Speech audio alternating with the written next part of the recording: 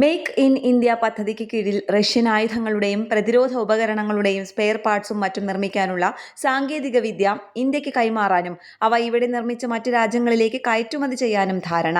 India Russia ഉച്ചകോടിയുടെ ഭാഗമായി ഡൽഹിയിൽ പ്രധാനമന്ത്രി നരേന്ദ്രമോദിയും റഷ്യൻ പ്രസിഡന്റ് വ്ളാഡിമിർ പുടിനും തമ്മിൽ നടത്തിയ കൂടിക്കാഴ്ചയിലാണ് തീരുമാനം.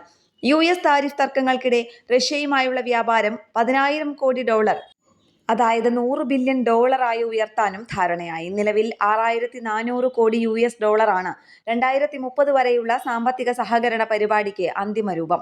ഇന്ത്യ യുറേഷ്യ സാമ്പത്തിക യൂണിയൻ സ്വതന്ത്ര വ്യാപാര മേഖലയ്ക്കുള്ള നീക്കം ശക്തമാക്കും. റഷ്യൻ സഹായത്തോടെയുള്ള രണ്ടാം ആണവ നിലയത്തിന് സ്ഥലം കണ്ടെത്തും. കൂടംകുളം ആണവ നിലയത്തിലെ പിന്തുണ തുടരും. ഇന്ത്യക്ക് തുടർന്നും പെട്രോളിയം ഉൽപ്പന്നങ്ങൾ നൽകുമെന്ന് പുടിൻ പ്രഖ്യാപിച്ചു. പെട്രോളിയം ഇടപാട് ഡോളറിനെ പൂർണ്ണമായും ഒഴിവാക്കി റൂബിൾ കറൻസിയിൽ നടത്തും. നിലവിൽ 96% ഇത്തരത്തിലാണ്. ഡോളറിന്റെ മൂല്യവുമായി തട്ടിച്ചു നോക്കുമ്പോൾ ഇന്ത്യക്ക് വൻ ലാഭമാണ്. റഷ്യൻ എണ്ണ ഇറക്കുമതി ചെയ്യുന്നതിന്റെ പേരിൽ ഇന്ത്യൻ ഉൽപ്പന്നങ്ങൾക്ക് അമേരിക്ക അധിക ചുങ്കം ചുമത്തുകയും ഇറക്കുമതി ഇന്ത്യ അവസാനിപ്പിക്കുമെന്ന് അമേരിക്കൻ പ്രസിഡന്റ് ഡൊണാൾഡ് ട്രംപ് പലവട്ടം പ്രഖ്യാപിക്കുകയും ചെയ്തിരുന്നു. അതിനെ തിരസ്കരിക്കുന്നതാണ് പുടിന്റെ പ്രഖ്യാപനം. ഇന്നലെ രാവിലെ 11 മണിക്ക് രാഷ്ട്രപതി ഭവനിൽ പുടിൻ ആചാരപരമായ വരവേൽപ്പ് ലഭിച്ചു.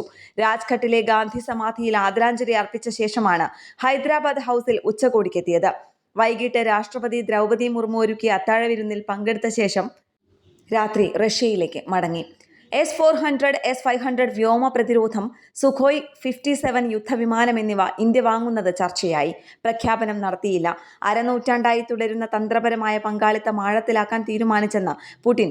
മനുഷ്യ ബഹിരാകാശ യാത്രയടക്കമുള്ള പദ്ധതികളിൽ ISROയും റഷ്യൻ ഏജൻസി റോസ്കോസ്മോസും തമ്മിലുള്ള മെച്ചപ്പെട്ട പങ്കാളിത്തവും വർദ്ധിപ്പിക്കും.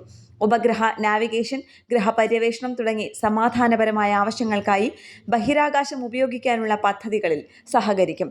റോക്കറ്റ് എഞ്ചിൻ വികസനം, ഉൽപ്പാദനം, ഉപയോഗം എന്നിവയിലുള്ള സഹകരണം തുടരും.